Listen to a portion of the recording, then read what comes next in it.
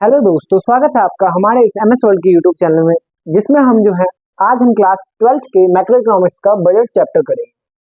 अब जो हमारा जो है हमने आपको जो है मैक्रो इकोनॉमिक्स का जो बीओपी है यानी बैलेंस ऑफ पेमेंट जो है उसको हमने ऑलरेडी अपलोड कर दिया है, तो उसको भी आप जरूर देख लेना। ठीक है, नेक्स्ट हम जो है अपने इस चैप्टर को स्टार्ट करते हैं और बहुत ही डीपली करेंगे। लगभग सारे क्वेश्चन यहाँ से आपके सॉल्व हो जाएंगे। आप यहाँ से नोट्स भी बना सकते हो, इजिली आपके लिए जो है आपको अवेलेबल ये हो जाएगा। ठीक है, चलो हम आगे में बढ़ते हैं।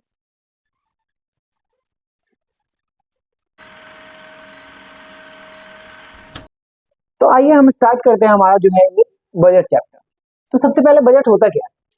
तो बजट होता क्या है, तो सबसे पहले जो बजट जो है वो हमारे भारत में जो बजट है, सबसे पहले बजट की हम अगर बात करते हैं तो बजट होता क्या है, तो आपकी फैमिली भी जो है वही बजट बनाती है। बजट का मतलब फैमिली का भी अपना एक बजट होता है, कहाँ से पैसे आएगा और कहाँ को पैसे जाएगा। ठीक है, मतलब बजट जो है एक तरह से है क्या कि पैसे का आपका जो है मेन कि पैसे कहाँ से आने वाला है और कहाँ पे जाने वाला है। तो एक जो बजट जो आपके घर वाले तैयार करते हैं वो सेम जो है गवर्नमेंट भी बजट तैयार करती है।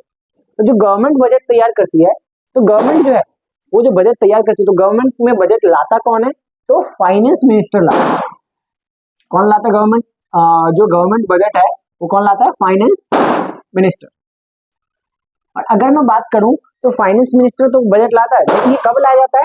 तो फर्स्ट फरवरी को, फर्स्ट फरवरी को जो है ये पार्लियामेंट द्वारा अप्रूव हो जाता है, अप्रूव्ड हो जाता है और फिर ये जो है बजट को लाया जाता है। जो आपका जो बजट है ये अगर फर्स्ट फरवरी को अगर संडे पड़ जाए तो उसके अगले दिन या उसके अगले दिन अगर फिर भी छुट्टी पड़ जाए तो अगले दिन हो जाता है। ठीक है, तो बजट होता क्या है? तो बजट जो है मेन आपका बजट को हम क्या कहते हैं? तो बजट में आपकी दो चीजें होती है।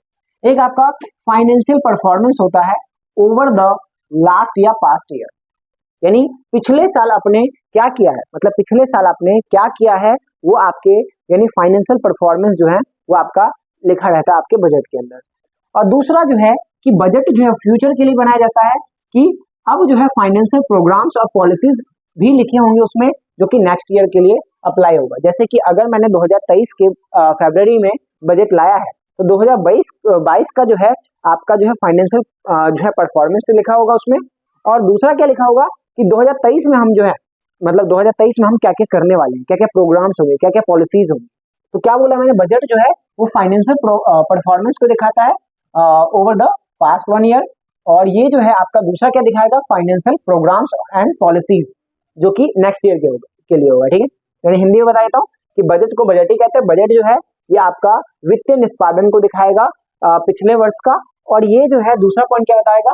ये वित्तीय प्रोग्राम्स यानी जो कार्यक्रम है और नीतियां हैं उसको अगले वर्ष की प्रोग्राम और नीतियों को दिखाएगा। ठीक है, नेक्स्ट हम आते हैं कि बजट के जो एस्पेक्ट्स होते हैं वो कौन कौन से होते हैं, यानी बजट के कितने पहलू हैं। तो बजट के जो है दो पहलू हैं, दो एस्पेक्ट्स हैं। तो पहला जो है आपका रेवेन्यू बजट होता है और दूसरा होता है एक्सपेंडिचर बजट।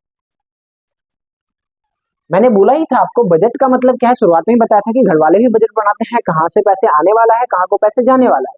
तो बजट के दो एस्पेक्ट्स होते हैं, दो पहलू होते हैं। एक होता है रेवेन्यू कि पैसे कहाँ से मिलेंगे, और एक होता है हमारा एक्सपेंडिचर यानी पैसे कहाँ से कहाँ को जाएंगे, मतलब कहाँ पे पैसे खर्च होंगे। ठीक है, तो बजट तो मैंने आपको बता दिया। अब बजट बनाते क्या है, क्या ऑब्जेक्टिव्स हैं बजट के? तो बजट के जो ऑब्जेक्टिव्स हैं तो उसको हम देखते हैं सबसे पहले। तो सबसे पहले है हम जो बजट बनाते हैं वो जीडीपी ग्रोथ के लिए बनाते हैं। अब जीडीपी ग्रोथ कैसे करेगा? जब आपका गुड्स एंड सर्विसेज जो है, जीडीपी ग्रोथ कैसे करेगा? जब flow of goods and services बढ़ेगा। ठीक है, फ्लो ऑफ गुड्स और सर्विसेज जो है वो बढ़ेगा, तभी आपका जीडीपी ग्रोथ होगा। अगर मैंने बोला कि जीडीपी ग्रोथ तो flow of goods and services से तो बढ़ेगा, लेकिन जीडीपी ग्रोथ में आप गुड्स एंड सर्विसेज के फ्लो को कैसे बढ़ाएंगे, मतलब वस्तु सेवाओं के प्रवाह को कैसे बढ़ा सकते हैं जीडीपी वृद्धि करने के लिए? तो दो तरीके से जो है हम जीडीपी ग्रोथ कर सकते हैं, by public public investment investment expenditure. यानी एक तो पब्लिक इन्वेस्टमेंट एक्सपेंडिचर मतलब या तो सरकार खर्च करे, जैसे कि सरकार कई उद्योग खोल ले, सरकार जो है कई जगह पे रोड बनाए, अस्पताल बनाए, तो ये जो है बाय पब्लिक एक्सपेंडिचर हम जो है जीडीपी ग्रोथ कर सकते हैं। और दूसरा जो है कौन, वही जो आप सोच रहे हो, बाय प्राइवेट इन्वेस्टमेंट। तो सिंपल सी बात है, प्राइवेट इन्वेस्टमेंट को इंड्यूस करके उनको जो है बढ़ा के, तो प्राइवेट इन्वेस्टमेंट से भी जो हम क्या कर सकते हैं, अपने जीडीपी को ग्रोथ करवा सकते हैं। तो ये तो हमने ये लिख लिया कि जीडीपी ग्रोथ हम कैसे करें। फिर हमारा एलोकेशन ऑफ रिसोर्सेज, क्या है हमारा एलोकेशन ऑफ रिसोर्सेज? तो मैंने आपको अभी जो है मैंने क्या क्या बता दिए, तो जीडीपी ग्रोथ को बता दिए, तो मैं इसको डब कर दे रहा हूँ एक बार, जो मैंने यहाँ पे लिखा है, आप जो इसको नोट डाउन कर सकते हैं, इसको नोट डाउन करके एक बार बना लेना। बाकी अभी हमने जीडीपी ग्रोथ का हमने यहाँ पे बताया था पहला। अब जो हमारा है वो क्या, allocation of resources. Allocation of resources जो है वो किन मैनर में किए जाते हैं? एलोकेशन ऑफ रिसोर्सेज का मतलब है रिसोर्सेज का बंटवारा करना, जो आपके संसाधन है उसका आवंटन करना। ये मेन क्वेश्चन है आपका, कई बार आता है। तो एलोकेशन ऑफ रिसोर्सेज में आपको कैसे लिखना है? तो एलोकेशन ऑफ रिसोर्सेज में आपको बताना है कि जो भी आपके रिसोर्सेज हैं उसका एलोकेशन, उसका बंटवारा किया जाता है दो मैनर में। यानी सरकार जो है ये करती है, बैलेंस करती है, बैलेंस बना के चलती है, बैलेंस बना के चलती है between profit maximisation, profit maximisation, और दूसरा जो है क्या, सोशल वेलफेयर। ठीक है, सोशल वेलफेयर। तो यानी ये जो है आपका एलोकेशन ऑफ रिसोर्सेज जो है, इसका मतलब क्या है कि सरकार जो है वो बैलेंस बना के चलेगी, यानी बैलेंस बना के चलेगी इनके बीच में, प्रॉफिट मैक्सिमाइजेशन और सोशल वेलफेयर। इसका मतलब क्या है कि जो प्राइवेट इंस्टीट्यूट है या जो प्राइवेट जो आपके जो उद्योग होते हैं वो क्या चाहेंगे, वो चाहेंगे प्रॉफिट मैक्सिमाइज करना। तो वो तो ऐसा हो सकता है सिगरेट पे या जो है विस्की पे वो ज्यादा इन्वेस्टमेंट करे, ताकि क्योंकि उनको जो है ज्यादा प्रॉफिट मिलेगा। लेकिन सरकार जो है सोशल वेलफेयर भी करना चाहती है, तो क्योंकि आप अगर वो प्रॉफिट मैक्सिमाइज करना चाहेंगे तो सोशल वेलफेयर होगा नहीं होगा, तो सरकार दोनों को ही जो है कंट्रोल करके चलती है। इसीलिए सरकार दो काम करती है एलोकेशन ऑफ रिसोर्सेज में। पहला जो है क्या करती है, जैसे कि सिगरेट हो गया, सिगरेट हो गया, सिगरेट्स हो गए, और जो आपका विस्की हो गया, इन सब पे क्या करते हैं, हैवी टैक्सेस लगा देते हैं, हैवी टैक्सेस, इन सब पे हैवी टैक्सेस लगा देती है। और जो हम एलोकेशन ऑफ रिसोर्सेज कर रहे हैं, तो एलोकेशन ऑफ रिसोर्सेज में मैंने आपको क्या बताया कि एलोकेशन ऑफ रिसोर्सेज में रिसोर्सेज का बंटवारा होता है। रिसोर्सेज का बंटवारा मतलब किन के बीच में, तो सरकार जो है वो प्रॉफिट मैक्सिमाइजेशन और सोशल वेलफेयर के बीच में बैलेंस बना के चलेगी। और कैसे बना के चलेगी कि वो सिगरेट, जो सिगरेट है और जो आपके विस्की है या जो वाइन है उस पर हैवी टैक्सेस डाल देंगी, और जो आपका हेल्थ वाली जो चीजें हो जाएंगी, जैसे कि आपका हॉस्पिटल हो गया या आपका हेल्थ वाली जो भी खाने पीने की जो चीजें हो जाएंगी, उन पे क्या कर देंगी, उनको सब्सिडी दे देंगी। तो इससे क्या होगा, आपका जो है प्रॉफिट भी सरकार को मिलेगा, क्योंकि अगर सिगरेट पे ज्यादा टैक्स होगा तो जिसको हैबिट हो तो खरीदेगा ही खरीदेगा। तो अगर वो खरीदेगा तो प्रॉफिट ज्यादा, और अगर उन्होंने फूड पे यानी ग्रेन्स पे अगर इन्होंने काम किया तो यानी इससे क्या होगा, आपका सोशल वेलफेयर ज्यादा होगा। ठीक है, नेक्स्ट है हमारा कि प्रोविजन ऑफ पब्लिक।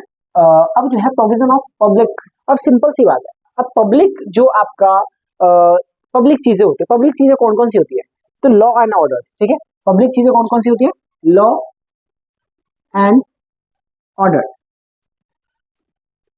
तो पब्लिक चीजें लॉ एंड ऑर्डर्स हो गए, या रोड्स हो गया आपका, ये पब्लिक चीजें है ना, जो रोड्स है या आपका जो ब्रिज है, क्या वो सिर्फ एक बंदे के लिए या एक ही व्यक्ति के लिए नहीं ना। तो सिंपल सी बात है, यानी क्या है, provision of public public things या पब्लिक जो है आप बोल सकते हो पब्लिक ऑब्जेक्ट्स या प्रोडक्ट्स।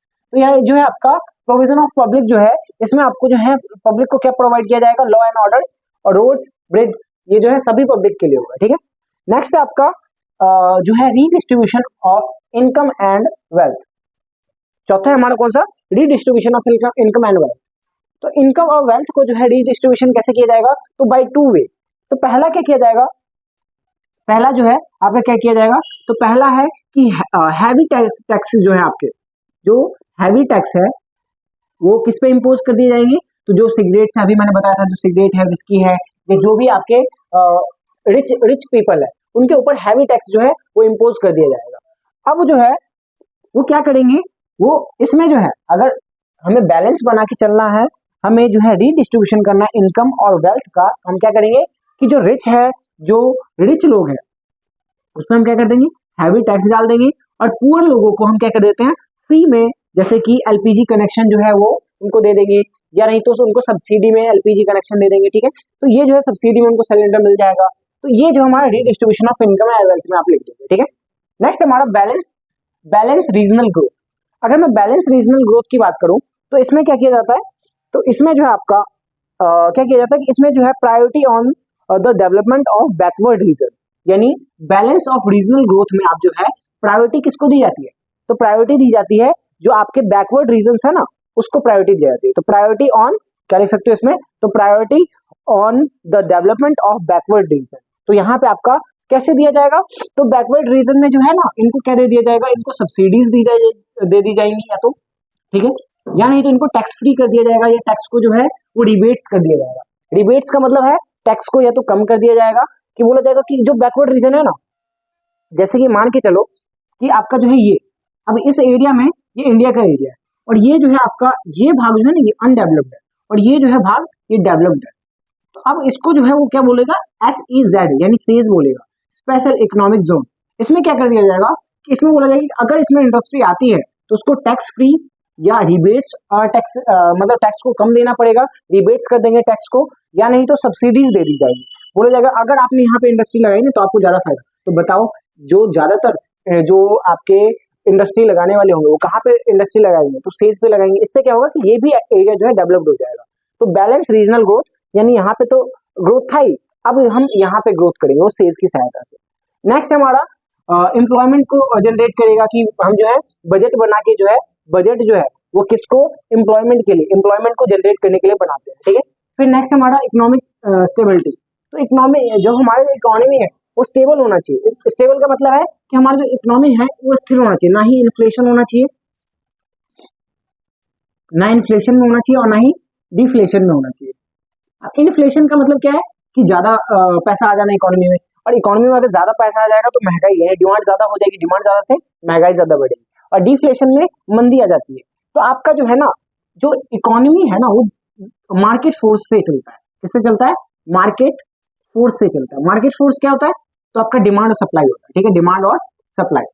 अब डिमांड और सप्लाई के ऊपर अगर हम मार्केट को छोड़ दे, इकोनॉमी को छोड़ दे, तो बहुत सारी चीज आ जाती है, जैसे कि आपका जो है बूम आ जाता है, या आपका जो है रिसेशन आ जाता है, जो रिसेशन आ जाता है, या नहीं तो आपका क्या हो जाता है डिप्रेशन आ जाता है, या जो है और भी मतलब बहुत सारी चीज आ जाती है, रिकवरी आ जाती है, मतलब जो है डिप्रेशन आ गया मतलब मंदी आ गई, या आपका बहुत ही तेजी आ गई, या आपका रिकवरी हो गया। तो मतलब इकोनॉमी में ना ये सब क्यों आता है, मंदी देखा ना, मंदी मतलब पैसे कम होना, बिल्कुल काम बिल्कुल भी नहीं है, और तेजी मतलब बहुत ज्यादा ही काम है।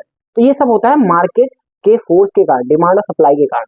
तो ये सब हमने जो है क्या पढ़ा है कि ऑब्जेक्टिव्स ऑफ बजट हमने पढ़ा है। तो अब हम आते हैं कंपोनेंट्स ऑफ बजट पे, जो कि इसको मैं आपको रब कर दे रहा हूँ ताकि आपको थोड़ा और अच्छा दिखे, ठीक है।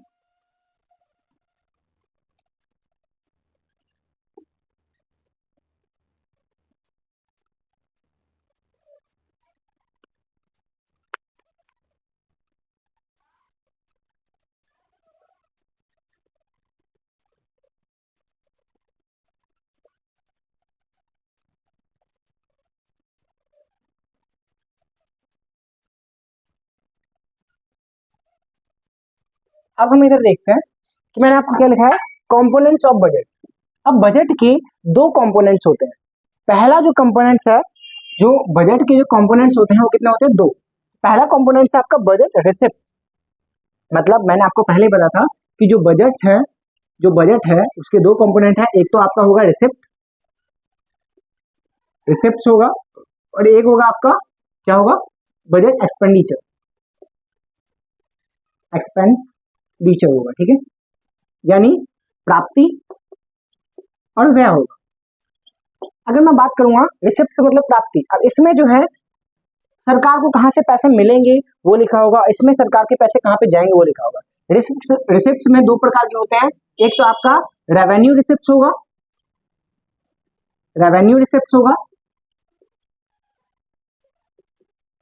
और एक होगा आपका कैपिटल रिसिप्ट। अभी मैं सबको डिफाइन करूंगा, एक होगा आपका कौन सा, कैपिटल रिसिप्ट होगा। अब यहाँ पे जो एक्सपेंडिचर भी दो तरह के होते हैं, जैसा कि आपका रेवेन्यू रिसिप्ट था, मतलब रिसिप्ट भी दो तरह का था, रेवेन्यू रिसिप्ट और कैपिटल रिसिप्ट, मतलब आपका राजस्व प्राप्ति और पूंजीगत प्राप्ति। वैसे एक्सपेंडिचर भी दो तरह का होता है, एक आपका होता है रेवेन्यू एक्सपेंडिचर, और एक होता है आपका कैपिटल एक्सपेंडिचर, मतलब आपका राजस्व व्यय, और एक होता है पूंजीगत व्यय। अभी हम जो आते हैं, अभी हम किस पे आते हैं, बजट के रिसिप्ट्स पे आते हैं। तो बजट का रिसिप्ट्स क्या है, पहले इसको समझते हैं, और फिर जो है आपका जो ये जो है ये लगभग 3 पार्ट में मैं आपको क्लियर करवाऊंगा। तो बजट के रिसिप्ट्स पे हम आते हैं, ठीक है। तो हमारे जो है तीनों पार्ट अच्छे से देख लेना, ताकि आपको ये पूरा वीडियो अच्छे से क्लियर हो जाए और आप जो इसको नोट्स भी बनाते हुए चलना, ठीक है। तो अगर मैं आता हूँ आपको बजट के रिसिप्ट्स पे, तो बजट रिसिप्ट्स क्या होता है, तो बजट रिसिप्ट्स का मतलब प्राप्तियां। तो प्राप्ति जो है दो तरह से है। बजट रिसिप्ट्स अभी हमने जो बात किया है, जो बजट रिसिप्ट्स है वो आपके दो तरह के हैं, एक रेवेन्यू रिसिप्ट्स है और एक आपका कौन सा है, कैपिटल रिसिप्ट्स। रेवेन्यू रिसिप्ट्स में क्या होता है, तो रेवेन्यू रिसिप्ट्स में, जो कि मैंने आपको यहाँ पे लिख रखा है, रेवेन्यू रिसिप्ट्स में क्या होता है कि आपका जो है लायबिलिटी जो है वो क्रिएट नहीं होगी। Do not create any liabilities. और आपका जो है इसमें जो है वो ना ही तो आपका जो है रिडक्शन होगा एसेट्स में। अभी समझ में आ जाएगा आपको मैं क्या लिखवा रहा हूँ, ठीक है। ना ही तो आपका क्या होगा, रिडक्शन ऑफ एसेट्स। मतलब मैंने क्या बोला कि रेवेन्यू रिसिप्ट्स में ना ही आपकी लायबिलिटीज क्रिएट होंगी और ना ही आपका डिडक्शन होगा आपके एसेट्स का। फॉर एग्जांपल जैसे कि सरकार ने टैक्स दिया है, मतलब सरकार ने टैक्स लिया, और टैक्स क्या है, तो टैक्स तो आपका पता है ना आपको, ये क्या है आपका कंपल्सरी पेमेंट है। ये जो आपका क्या होता है, कंपल्सरी पेमेंट टू गवर्नमेंट, ये कंपल्सरी पेमेंट होता है गवर्नमेंट के लिए। अब ये जो है आपका वन साइडेड होता है ना, वन साइडेड होता है, यानी एक ही तरह से दिया जाता है। क्या सरकार भी आपको कुछ देती है टैक्स के बदले? नहीं। सरकार को आप टैक्स दोगे तो क्या सरकार को आपको टैक्स दोबारा पे करना पड़ेगा? नहीं। तो क्या लायबिलिटीज बनी? तो नहीं, लायबिलिटीज क्रिएट नहीं हो, मतलब उसको सरकार को दोबारा देना पैसा नहीं है। क्या सरकार के एसेट्स यानी संपत्ति में कमी आ रही है? अगर उन्होंने आपको टैक्स दिया है, सरकार को किसी ने टैक्स दिया है, तो सरकार क्या अपना जो मकान है उसको बेच के दे देगी? नहीं ना। तो उसके एसेट्स में भी रिडक्शन, कमी, यानी उसके एसेट्स में यानी उसकी परिसंपत्ति में कमी नहीं आ रही है। तो क्या बोलोगे, रेवेन्यू रिसिप्ट्स में यानी वो प्राप्तियां, वहां से पैसे प्राप्त किए जाते हैं जहां से ना तो आपको दोबारा देना है वो पैसे, ना ही तो आपको संपत्ति बेचनी है उसके लिए। जैसे कि टैक्स जो है, अगर वो टैक्स लेता है सरकार, तो सरकार को वो दोबारा टैक्स जो है उसको वापस नहीं करना है, क्योंकि ये कंपल्सरी पेमेंट है, ये वन साइडेड होता है, ठीक है। और ये जो है इससे जो टैक्स उनको सरकार को प्राप्त हुआ है, उससे ना ही सरकार के एसेट्स में कोई कमी आएगी। कैपिटल रिसिप्ट्स का उल्टा होता है। क्या बोलोगे कैपिटल रिसिप्ट्स में? तो बोलोगे इसमें सरकार कोई संपत्ति बेचेगी, जैसे कि फॉर एग्जांपल कि उन्होंने क्या कर दिया, अपना एक जो भेल है, जो आपका भेल है, या किसको एक मान ले, तो एक आप जो है मान लो आईओसी मान लो कि ये सरकार की जो है कंपनी, मान लो इंडियन ऑयल कॉर्पोरेशन जो है, मान लो एक सरकार की कंपनी।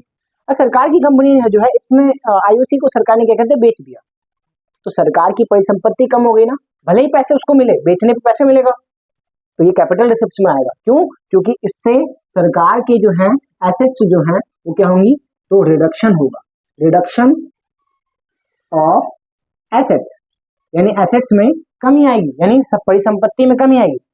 अगर एक और एग्जांपल, जैसे सरकार ने किसी से लोन लिया, तो क्या उसको चुकाना भी पड़ेगा?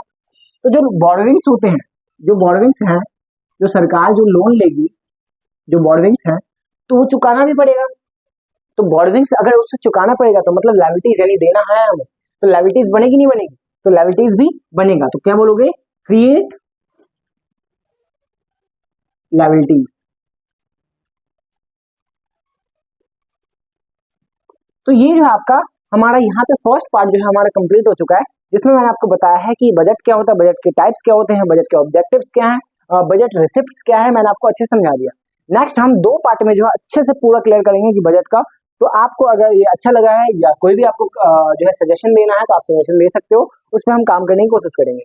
बाकी अगर वीडियो अगर अच्छी लगी हो तो लाइक शेयर और सब्सक्राइब जरूर करो, और अपने ज़्यादा से ज़्यादा दोस्तों को इसको शेयर करो, ठीक है। और बाकी इनको नोट्स जो है नोट्स अपने कॉपी में जरूर बना लें, ताकि आपके पेपर में आपको बहुत ज़्यादा हेल्प हो जाए। धन्यवाद।